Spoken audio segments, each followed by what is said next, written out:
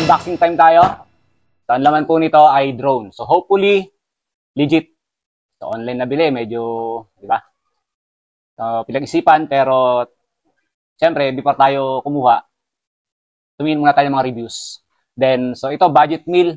So, hindi natin masabing maganda hanggat di natin nasusubukan. Pero, let's see muna kung legit ang laman nito. So, ito nga pala ay drone for DRC F11 Pro. So, sa nabasa ko, maganda yung mga reviews niya. Even though mura lang siya, hindi siya ganun ka-pricey. So, ito lang kaya ng budget, kaya tara, buksan na natin.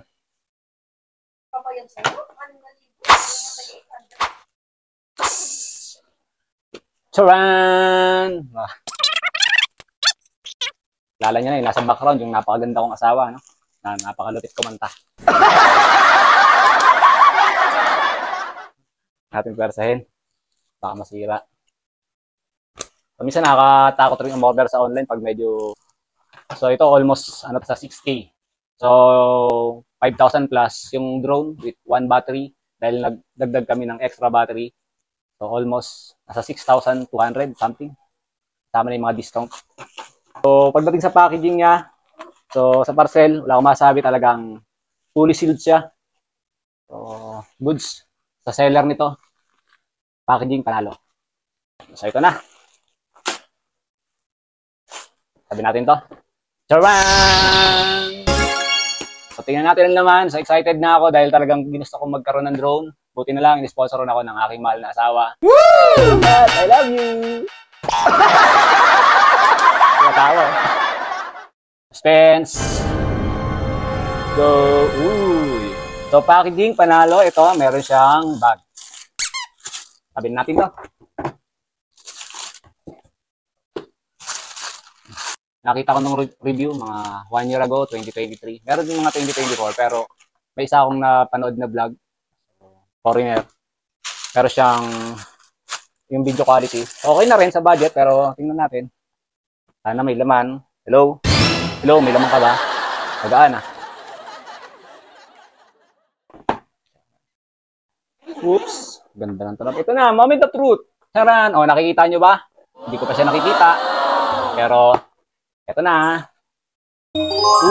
Ang drone. Nako. Sana walang sira, no? So, ito yung parang paa niya. Ilabas natin yung remote. Meron siyang battery. Medyo mabigat yung battery niya, no? Yung remote, dahan-dahan natin, baka masira. Oops.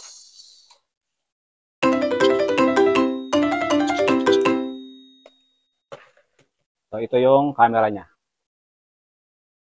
So, titingnan ko pa, paano salpak. Siyempre, yung drone, ingatan natin. Ingatan natin dahan-dahan. Yeah! So, ito. So, may nakita akong nag-post nito, yung iba, no? Yung iba namang drone na sablay yung propeller. So, goods pa siya? I don't know. First time ko lang kasing magkaroon ng drone. Courtesy of my beautiful wife, Ruchi. Shout out. Wow. Shout out. Love you. Okay, tanggalin natin to. Ano ba mga laman niya? Oops, meron siya ritong extra battery. So yun, siyempre dalawang battery kinuha natin.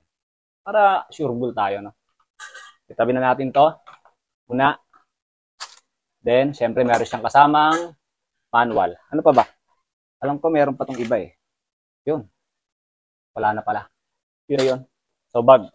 So, magagamit natin tong pang-carrier niya, no? Pang-carrier niya. Ibabalik natin yun dito. Just in case na hindi natin siya gagamitin, ilalagay natin siya rito. So, ito pala yung extra propeller, charging cord, at yung stand niya, no? Stand. Ito na. Ito na siya. Ilabas. Oops! Huwag babagsak. Babagsak. Hindi naman magkabit nito. At meron siyang screw. So, ito yung gamit pagkakabit ng propeller. Tabi muna natin siya. So, tabi na natin to. Baka meron pang laman. Woo! Baka may bonus. Wala. Okay.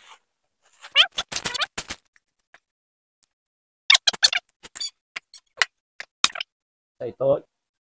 Paano nga ba i-attach to? So,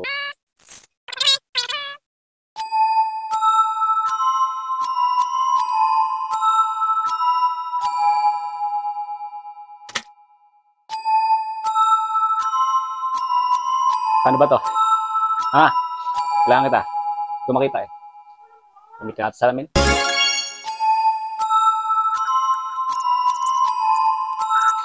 So guys, introducing the 4D RC F11 Pro drone.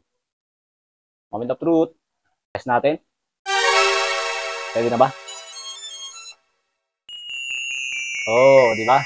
What you see is what you get. So hindi pa natin siya mapandar dahil wala pang battery ang aking remote control. So ito guys, nabili ko to sa online. Pero sa TikTok, Lazada, Shopee. So lagay ko yung link dyan, just in case gusto nyo bumili. Pero bago yan, panoorin nyo muna yung mga gagawin kong vlog or video quality ng 4D RC F11 Pro drone. So maraming salamat for watching and gala na para sa mga gandang shot ng 4D RC F11 Pro. So,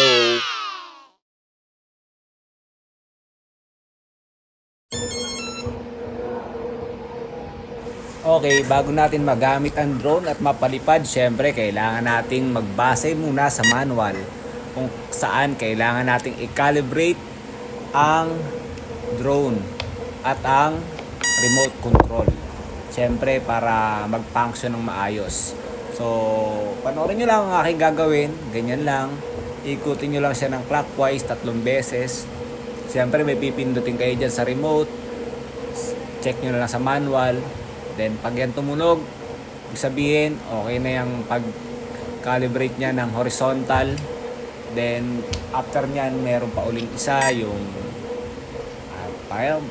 yung ganyang style. Ewan ko ang tawag yan. Basta basahin nyo na lang sa manual mga idol. Itong ginagawa ko is part ng pag-calibrate ng mismong drone at ng remote control. Right. yun.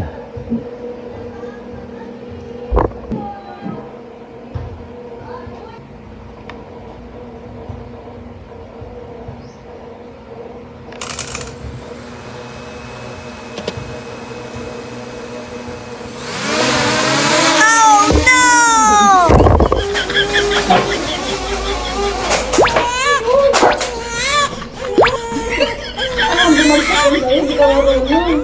Sabi sa'yo, mura-mura ka na yun. Aray, ay. Nakalagto ako ah. Nadali ako. Kaya na, dumana pa siya. Ay, nako. Lakas siya, mga idol. Sinugat yung kamay ko. Lapit. Okay, charge to experience, ganun talaga. Pero tuloy pa rin tayo sa pagpapalipad ng drone, ang 4D RC F11 Pro. So sa labas tayo dahil nga beginner tayo. So yung quality ng ating mga shots, so yung selection, yung pagpapalipad, medyo nangangapa pa si Motolex. Pero soon, magagamay ko rin ang drone na ito. Kung interesado ka, syempre sa comment section, ilalagay ko yung link kung saan ko ito nabili. Kung nagustuhan mo yung quality, which is pagdating naman sa unit ng 4D RC F11 Pro, okay naman. Mukha naman siyang mamahalin. Pero yung quality ng video, yan, depende na yan sa'yo kung gusto mo or kung afford ng budget mo at tingin mo pwede na yan. Siyempre, it's your decision pa rin. For me, okay naman. So, panalo for now. And sana meron pang ma-improve sa pagkuha ko ng video sa paggamit ng drone na ito. So, yan na muna. And thanks for watching. What's up guys? So, ito na nga ang ating hinihintay. Ang aking gagawin ngayong araw na to. Masaya.